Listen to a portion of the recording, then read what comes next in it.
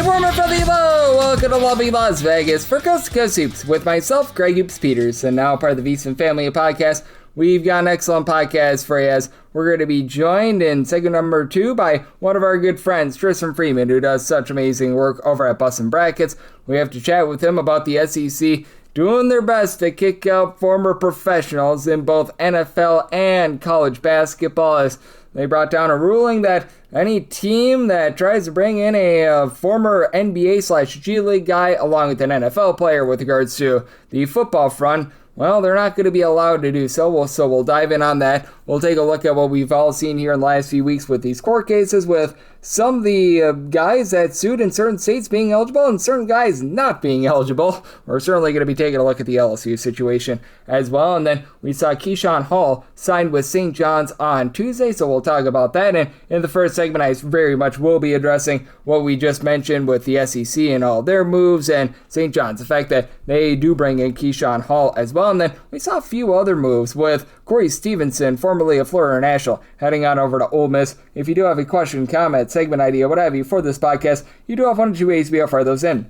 First one is my Twitter/X timeline at gunit_81. Keep in mind, letters ZM, they mean does not matter. So, as per usual, please do send these into the timeline. And the other way is find an Apple Podcast review. If you rate this podcast 5 stars, it is very much appreciated. And then from there, you're able to fire in whatever you'd like to hear on this podcast via that 5-star review. As per usual, do beg with you and plead with you. Please do send in these Twitter/X questions. Lets me know what you want to hear in the off season and allows me to be able to get that to you and make this the greatest college basketball season of all time. So always do send those in. We'll be continuing on conference previews as well, doing a lot more smaller conference previews where the amount of fifth-year guys that might be joining these teams is very slim to none, and I do want to make those as evergreen as seemingly possible, so I'm attacking these conferences like the SoCon, the Sun Belt, and then we'll get into the big boys towards the back half of the offseason, and that's the way that it always is with these conference previews. But how about if we take a look first things first at what the SEC did late on Tuesday. They announced a new policy prohibiting member schools from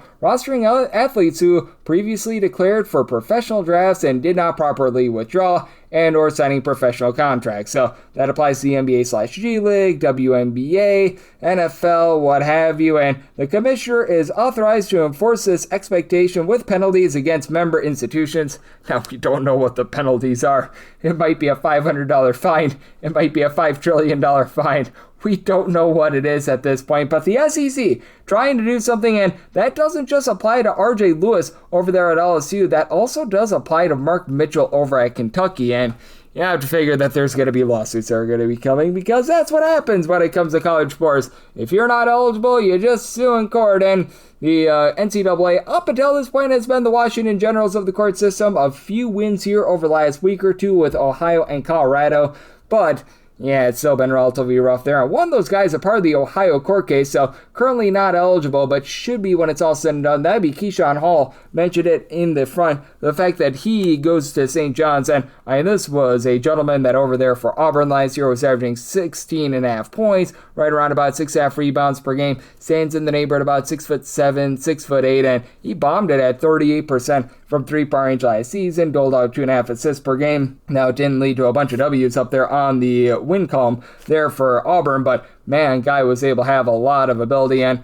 this is critical for St. John's because St. John's, they do lose Donnie Freeman earlier in the offseason. He's pretty much a Donnie Freeman replacement. They get Tunde Yusufu as well on a team that I was feeling a little bit more tepid about, especially with the Big East having so many teams that made really good moves like Providence. I love their entire offseason. Xavier, Marquette, you go down the list. This helps them out once again. Now, backcourt, I still have some question marks there, but you are going to be bringing back a few guys from a season ago that I think are going to be able to give them some just formidability. You've got Ian Jackson. He's probably going to be your main guy. They're probably going to need him to facilitate a little bit more, and obviously you lose Zuby Ejiofor from a season ago, so they're not going to be quite as strong down low, but now they've got a lot more three-point ability, and now you've got a little bit more stretchability and a nice scorer in Yusufu along with Hall as well. So this helps them out big time. And then for Ole Miss, not feeling great about their roster. I've got them in the bottom 4 of my SEC projector finish right now, but they do add a nice piece here Corey Stephenson, he was playing last year for Florida International, and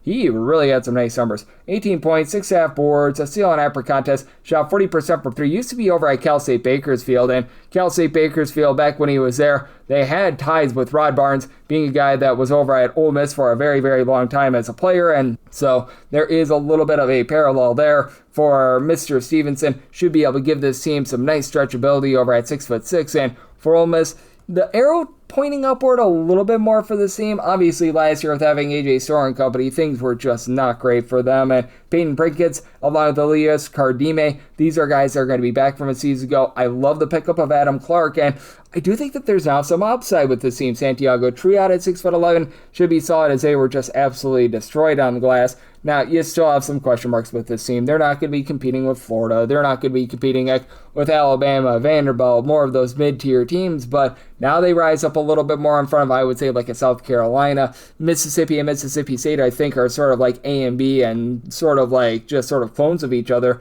but we do have to keep in mind that Chris Beard knows how to coach as well. So even though I have this team towards the bottom half of the SEC, I do think that now they've got a little bit more potential to be an NCAA tournament team, and there's no question about it. It is going to be helping them out moving forward, and this one is going to be a little bit of a helper, as well as Nick Townsend, who was really good over at Yale last season. He was averaging 16.5 points, 7.5 boards, 4.5 assists, 46% three-point shooter. He lands at Stanford. Obviously, Stanford can't bring in the world's greatest amount of transfers just because it's really hard to be able to get in there. But I mean, this is a guy that's going to be able to fit in right away. And for Stanford, I do think that there's quite a bit of upside because they've got the nerdball style over there. Kyle Smith, he's just a really good coach that got the team to 20 wins last season. After 2 seasons ago, they were able to make the NIT. Like, they've been a solid team out there in the ACC. And I don't know if they're going to quite be an NCAA tournament team. They do lose quite a bit from a season ago. You lose your 20-plus point per game scorer in Abuka Okore, but still, you're going to be maintaining a few of those guys that were coming in off the bench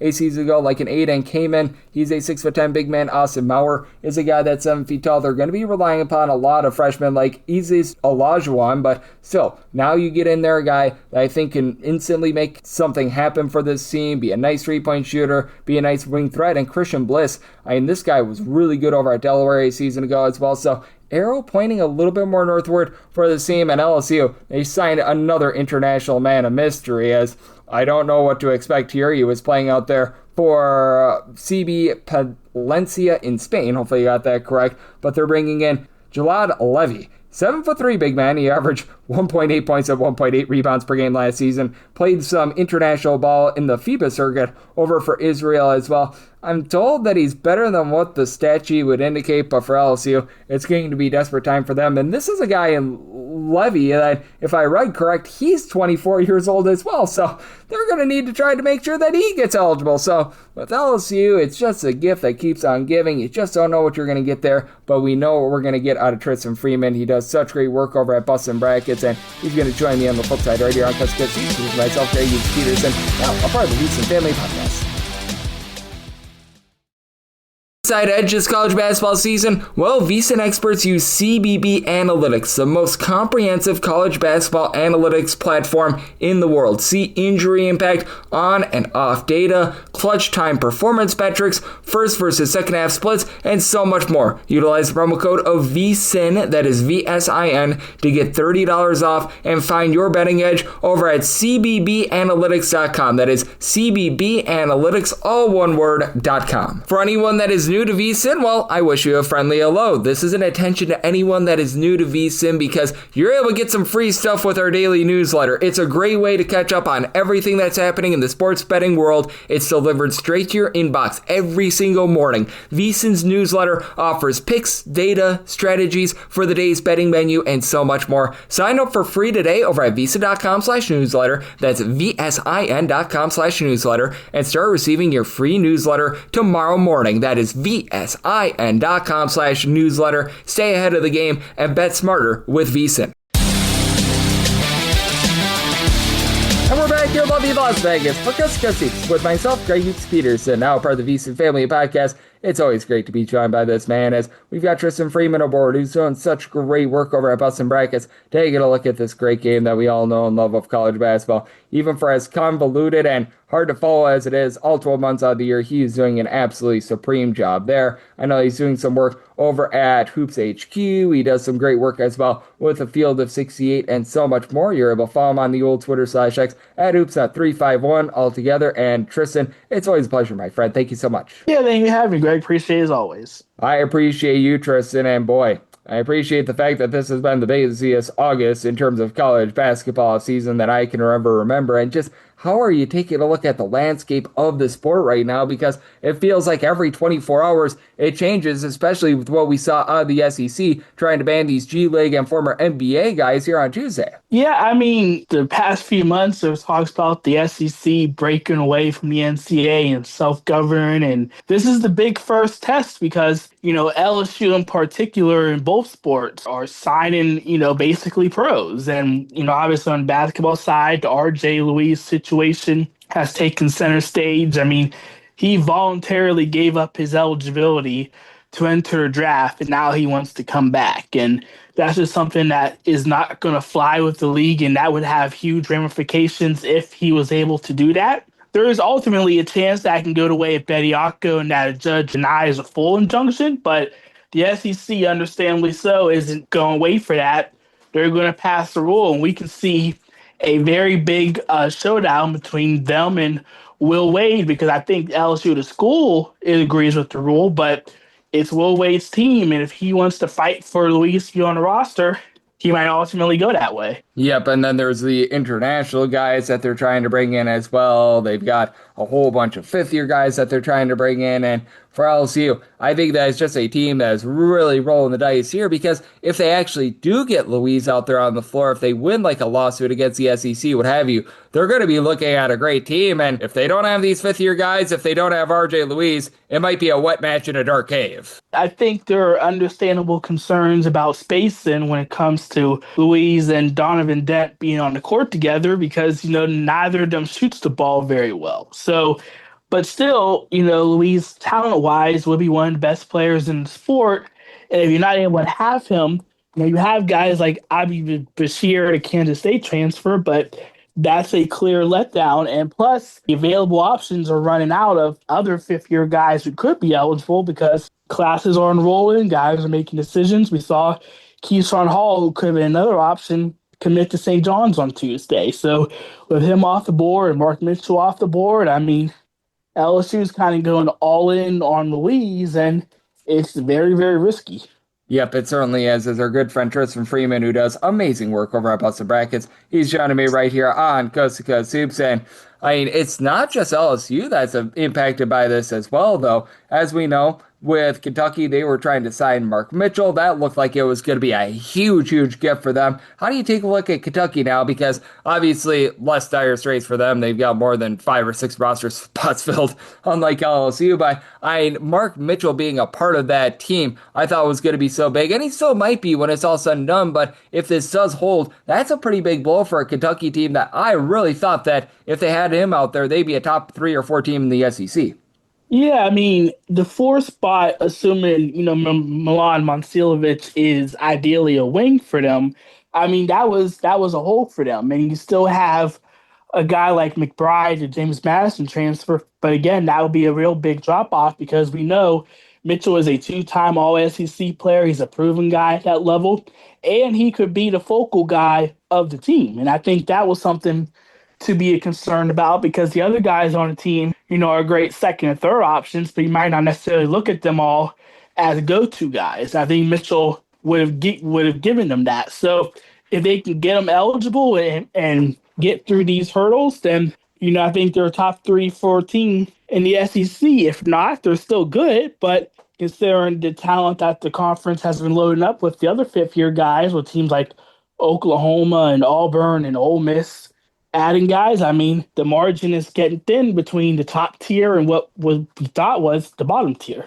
Yep, I'm right there with you, and it is going to be really interesting to see what happens moving forward with all these court cases, what have you, because it's really a state-by-state situation right now. With regards to Colorado and Ohio, the players in those court cases are currently ineligible, and now for Seth Trimble, he's a part of another lawsuit because he was part of one of those to try to be able to get eligibility for Louisville. How do you just see this breaking down? Because if you're outside those two states, you're as of right now eligible, but I mean, it's right now just a very murky situation, and we could have a case where it's based on the state that you sued in as to whether or not you're going to be able to play this year or not. Tennessee got the extended stay, so I think there will be another hearing that's like months down the road, but we'll find out the fate of the California lawsuit in the end of September. So this will not go away even once the season starts. The rug could get pulled from these guys. Absolutely. And I think ultimately the NCAA is just trying to run out the clock. And one thing we can say is there hasn't been that many players committing. I mean, a good amount are coming back to their old school. There hasn't been too many transfers without the blanket waiver of everyone getting a free year. So I think what you consider the damage or the chaos might get halted a bit because again, time's running out for guys to enroll, and some of these guys are struggling to find landing spots. And who knows, maybe some of them will get frustrated and just opt to go start a pro career elsewhere, but there really just hasn't been as many as I thought there would be. And there's some really good guys, good amount of production, but are still available. Yep, I think that it's going to be really interesting to see what happens with those guys that are currently out there on the market, as well as Tristan Freeman, who does such amazing work over at Boston Brackets, joining me right here on Coast to Coast Hoops. And do you think that this could be a case where it helps out some of these mid-majors? Because with a lot of mid-major programs, they are ones that have a slot or two open. Maybe not a ton of NIL, so these guys might need to settle for a little bit less money, but we have seen some of these teams, like an Illinois State, like a Pacific, even Charleston, be able to jump in, put their head in the ring, and try to be able to sign these guys. And I feel like these could be teams that benefit a little bit more from this, especially if the SEC ruling of not allowing these G League guys and these former pros to be able to play stays. Yeah, I do wonder how many of these high major teams are actually looking to add if they all are. I mean, there's clearly an arms race in the SEC, but we haven't seen that in the other conferences. And maybe teams just aren't really in a hurry to add guys. So, mid majors will definitely benefit because a lot of their stars with a fifth year can easily come back because they know that they'll have a big role. And, maybe the money just isn't out there for them. And also, some of those guys probably don't want to be in a position where they're the 10th or 11th guy and not in the rotation unless they want the money. I mean, I think a lot of these guys will want to go back to their spots because they know, again, they can be the guy and in the right situation probably can be on a contender for the respective conference. Yep, and that is going to be an interesting dynamic to take a look at as well. Do you just want the paycheck, or do you want to be able to put out there a little bit more tape to help yourself out moving forward? So there's a lot to be weighing with regards to that as well. And the news just keeps coming in with regards to these college basketball signings, these guys that have been committing, what have you. Since we last talked, Jackson Kaler, he heads on over to BYU, and I feel like that's one of the most impactful ads as well, because I thought that BYU was going to be a little bit more of a top-heavy team. I thought that they were going to be a team that certainly had some great guard play, but maybe it was going to be lacking a little bit down low. I want to get your thoughts here because that's a guy that I think immediately becomes a game changer for them. Yeah, I mean, last year BYU's lead and big man was Kiba Keita, who was, a solid physical guy, but didn't give them much in terms of scoring. Kohler can give you that, and he's developed quite nicely into a stretch option for them from Michigan State last year. And the fact that he can give you 9-10 rebounds a game will be a welcome part of it because the Big 12 got a lot of quality bigs who can rebound. So, I mean, you're going to get scoring with Rob Wright and, Bruce Branch, top tier freshman coming in. You will be able to score, but can you do the other things that's going to help you? Because all in all, they underachieved in AJ DeBance's lone year because of, some issues in the front court. And I was looking like a glaring hole because they missed on so many guys, but getting Kohler at this stage of the offseason is as welcome an addition as you can ask for. Yep, maybe the second most welcome addition, because I think the most might be Keyshawn Hall heading on over to St. John's. We saw that on Tuesday. Now, we're still awaiting what's going to be happening because if I'm not mistaken, he's a part of that Ohio court case as well. And if you're having a tough time keeping track of these, I think everyone is having a tough time keeping track of these. But if he does actually hit the floor for St. John's, I think they're really making the best of a bad situation because the Donnie Freeman situation hurt them, but they got Tunde Yusufu late in the process. And now if they get Keyshawn Hall out there, that's, in my opinion, one of the more impactful players in all of college basketball. I mean, yeah, he can score, but his teams haven't really won. I mean, we saw that in UCF. They did make the tournament with Auburn last year. I mean, he's a dynamic scorer, but do the intangibles work out? Is he going to defend? I'm going to be really interested to see if he defends at the level that Rick Pitino is going to want, because he had a guy like Dylan Mitchell who wasn't a great scorer, but he did everything else so well, which allowed the Red Storm to win. And Keyshawn Hall is sort of the opposite of that. But you'll welcome a guy who can give you 20 points any night. He's a player of the year candidate if he's, doing the same production on a team that's in the top of the standings in the Big East. So, it'll be interesting to see how it works. But considering that they lost Donnie Freeman for the season, I can understand why they want to get a guy like Keyshawn Hall to replace him for the year. Yep, I'm right there with you, and that is going to be an interesting dynamic as well. And just how do you take a look at this landscape with these teams that are trying to bring back fifth-year guys, because there's no doubt a lot of talent with someone like a Keyshawn Hall. We talk about Jackson Kaler, all the guys are going to LSU, but we have seen it in the past. I think Kansas State was a prime example of it. The teams that sign guys late in the process oftentimes don't necessarily mesh. They don't necessarily have a lot of chemistry. And I think that it is a big roll of the dice for these teams that are trying to put their head in the ring to be able to sign these guys. Yeah, I mean, it's a massive risk for teams looking at leading guys, especially as guards. I mean, we're going to look at Gonzaga still reportedly looking at a guard who could be their lead guy, but getting him this late, that could cause some issues early on. I think we're going to have a fairly messy but entertaining, November, because I think the cohesive process is going to take a while for a lot of these teams. And it could give opportunities for the mid-majors and the buy-game opponents to sort of sneak up on them and get a couple upsets. So, this will be where, great coaches come in, because we saw Dusty May take that whole new front court at Michigan and turn them into the best front court we've seen in years. Can other coaches do the same, or will we have other teams struggle? Yep, that is going to be an interesting dynamic as well. And even with Michigan, they did have all those guys aside from Yaxel Lindeborg aboard in April. And even with Lindeborg, he was one of those NBA draft decision guys. So he was able to latch on in late June, early July. So much earlier in the process as well. And Tristan, we've listed off some teams. We've listed off some players. Is there another team or two that you're looking at right now that maybe you've changed your thoughts on a little bit with everything that we've been seeing over the last few weeks? It can be to the positive. It can be to the negative, because we have been seeing a lot of roster movement, surprisingly, here in the month of August. But is there just a team or two that's really standing out to you that has your attention?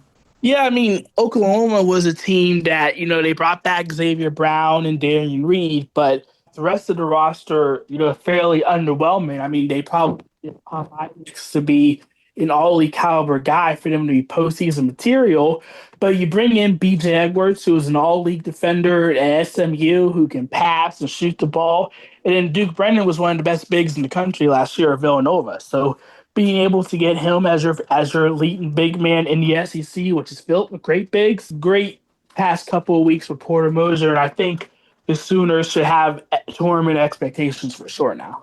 Yep, I'm right there with you. I think that they did a great job upgrading that roster, and it's going to be interesting to take a look at what we're going to be getting out of them moving forward, and that entire SEC. Just absolutely stacked. We've got a lot that's happening with the SEC, with the news that came down on Tuesday. Tristan, you're based out there in the lovely state of Pennsylvania. I know that Pittsburgh has been a very lively place with Duquesne bringing back their top scorer, Terrence Goonyard, and so much more. So we'll let the good people at home know what's all on tap for you and how people are able to follow along on social media and other platforms. Yes, sir. You can follow me at Hoopsmith351 on Twitter/X. You can also follow me every Tuesday morning for the Field 68 Dailies, Hoops HQ every Wednesdays and Sundays, and Bustin' Brackets just about every day for all the latest in college basketball.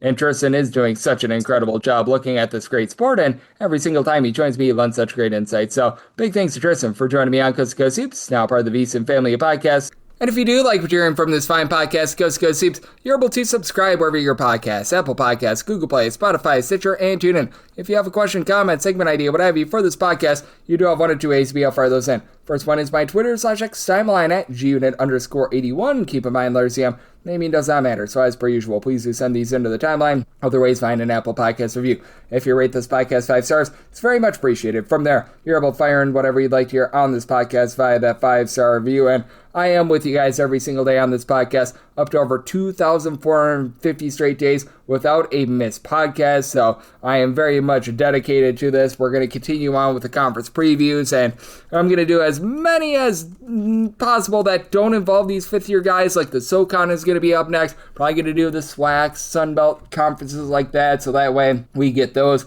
on the books. We'll wait for the big boys until things settle a little bit more, which is typically how I do it in the offseason in general. And then once we get back in season, you guys are getting picks and analysis on every single game, every single day. So I appreciate you tuning in today, and I'll be back to you once again tomorrow. Thank you.